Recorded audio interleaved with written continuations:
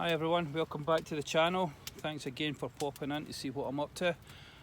And if you haven't seen last week's episode with the Roselli 150 large Leuku, you can see if you look back that I failed the knife, and I failed it on basically the batoning as it cracked the handle.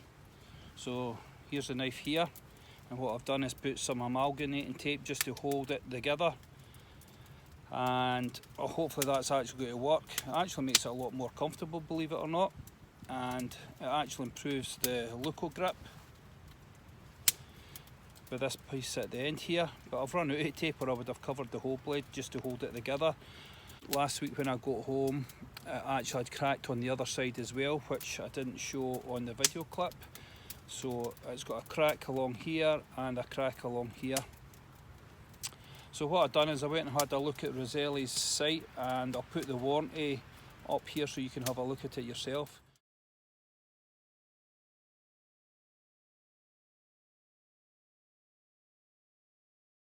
And what the warranty is basically saying is any damage caused by batoning is excluded from the warranty. So there's no point in me actually sending this back because I'm going to get nothing out of it. The wood I used last week was pine. I'd split most of it down with an axe, and I wouldn't say I wasn't that over the top when it came to batoning with the knife.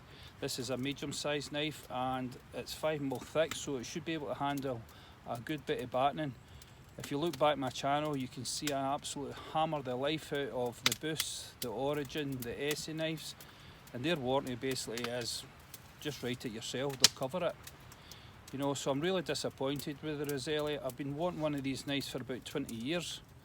That's how long. I've just kind of put it off and bought something else, but I eventually got round to it, and I've only used it the once and it failed.